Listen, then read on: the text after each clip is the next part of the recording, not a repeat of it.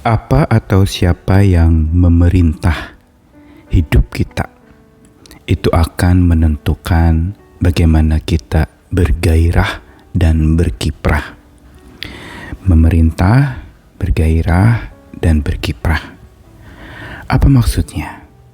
Ketika hidup kita, pikiran kita, jiwa kita, hati kita diperintah oleh khawatir, oleh kelelahan, kegelisahan, kecemasan, maka tentu saja gairah kita akan makin menurun dan kiprah hidup kita juga akan makin menjadi mundur. Namun bila kita diperintahkan, dituntun, dipandu oleh sebuah kekuatan yang bukan khawatir, bukan cemas, bukan perasaan-perasaan yang buruk, namun kita diperintah oleh damai sejahtera Tuhan, maka disitulah kita akan menemukan bukan saja ketenangan, tapi juga kemenangan dan juga kesenangan. Mengapa demikian? Apa artinya diperintah oleh damainya? Saya Nikolas Kurniawan menemani lagi dalam Sabda Tuhan. Hari ini dari 2 Sabda Tuhan di Kolose pasal 3 ayat yang ke-15. Hendaklah damai sejahtera Kristus memerintah dalam hatimu, karena untuk itulah kamu telah dipanggil jadi satu tubuh, dan bersyukurlah. Lalu Filipi 4 ayat 6-7, janganlah hendaknya kamu khawatir tentang apapun juga, tapi nyatakanlah dalam segala hal keinginanmu kepada Allah, dalam doa dan permohonan dengan ucapan syukur. Damai sejahtera Allah yang melampaui segala akal akan memelihara hati dan pikiranmu dalam Kristus Yesus. 2 Sabda Tuhan yang tercantum tadi ditulis oleh seseorang yang sebenarnya sedang dalam kurungan, di penjara.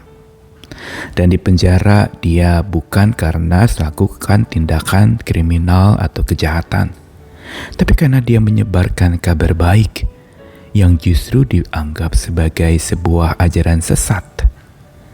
Dialah Rasul Paulus. Dalam penjara, tentu saja kalau hari ini ditanyakan apakah enak masuk penjara, jelas tidak. Apakah ada damai di dalam penjara? Kisruh mah iya. Kita tidak menemukan kedamaian biasanya ketika sedang dikurung. Namun justru sebaliknya, Rasul Paulus ketika dia dikurung dalam penjara yang pengap, yang lembab dan gelap, Paulus tidak hanyut di dalam gelap, lembab, dan pengapnya penjara itu. Dia tidak didikte oleh keadaan sekitarnya. Dia tidak diajarkan atau dipengaruhi oleh lingkungan sekitarnya. Kenapa? Karena kekuatan dari dalam hati Paulus itu jauh lebih besar daripada kedahsyatan masalah yang dihadapi. Dan lebih lagi, kekuatan dari dalam itu akibat apa? Akibat Rasul Paulus itu memberi dirinya diperintah oleh damai sejahtera Allah. Itulah yang dia tuliskan di dalam Kolose pasal 3. Hendaklah damai sejahtera Tuhan memerintah dalam hatimu. Apa arti memerintah di sini? Muncul sebuah kata yang menarik. Kata yang artinya sama dengan menjadi wasit, menjadi penengah, menjadi sosok yang melerai. Brabeuo dalam bahasa Yunaninya, yang merupakan sebuah tindakan di mana ada dua kekuatan yang sedang bertempur, dan brabeuo itu mempunyai makna menjadi wasit. Dia menengahi, dia melerai konflik itu. Dan ini menjadi sebuah gambaran bahwa memang sesungguhnya manusia berhadapan dengan konflik, entah eksternal maupun internal. Eksternalnya mungkin dihadapi konflik peperangan mungkin yang terjadi di dunia ini. Namun di dalam diri juga dia mengalami peperangan. Ada konflik, dua kuasa yang sedang bertempur di sana. Dua pemerintahan yang sedang memandu di sana.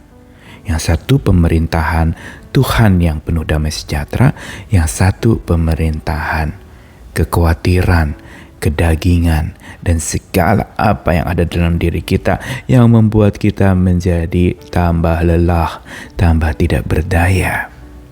Dan dua pemerintahan inilah dalam diri yang harus diwasiti, yang harus direrai oleh damai sejahtera Tuhan, oleh Tuhan sendiri.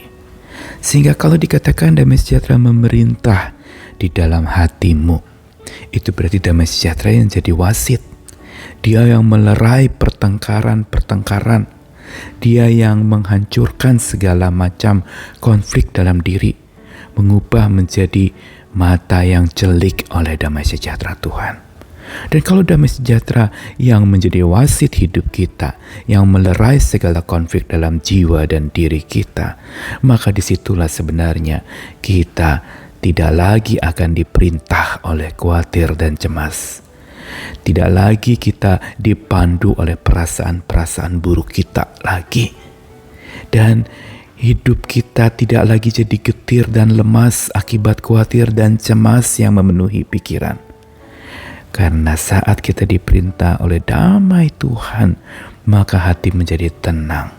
Ini yang dimiliki oleh Rasul Paulus. Dia bisa tenang hadapi persoalan, tenang hadapi masalah, tenang hadapi berbagai macam pergulatan di sekitarnya maupun di dalam dirinya. Dan dengan ketenangan hati yang diperintahkan oleh damai sejahtera itu, yang sudah jadi wasit hidupnya, maka dia juga mempunyai pikiran yang lega, pikiran yang luas, yang tidak disempitkan atau dihimpitkan oleh masalah-masalah yang menjepit dia. Di sini justru kekuatan kemenangan damai sejahtera Allah yang memerintah hati manusia nyata. Pikiran jadi lega dan luas. Bukan saja hati tenang, pikiran lega dan luas, maka kita mengalami kemenangan dalam jiwa. Kita mengalami yang namanya hati kita itu dipenuhi oleh sukacita. Bukan berarti kita tidak pernah kalah, tapi saat kita kalah kita berjuang lagi. Atau saat kita kalah kita tidak menyerah kepada kekalahan itu, tapi bangkit dan menang bersama dengan Tuhan yang juga sudah menang oleh damai sejahteranya itu. Dan kalau hati tenang, pikiran lega dan luas, jiwa menjadi menang, maka hidup akan makin antusias. Ada semangat dalam diri yang menggelora, tidak pernah bisa dipadamkan oleh apapun juga, karena diperintah oleh damai sejahtera Tuhan. Sekarang hari ini tinggal pilih, engkau mau diperintah oleh apa? Oleh amarah? Ya, siap-siaplah engkau akan rebah tidak berdaya. Engkau mau diperintah oleh khawatir? Siap-siaplah engkau mengalami masa getir dan akan menyingkir dari hadapan Tuhan. Saat engkau justru memberi diri diperintah oleh damai sejahtera, maka sesungguhnya kasih yang tiada bertara itu dari Tuhan memandu kita, membuat tenang hati kita, membuat luas dan lega pikiran kita, membuat menang jiwa kita, dan membuat antusias hidup kita. Tuhan mengasihi kita. Hari ini mari beri diri diperintah, dipimpin, dipandu oleh damai sejahtera Tuhan. Salam damai, shalom untuk kita semua.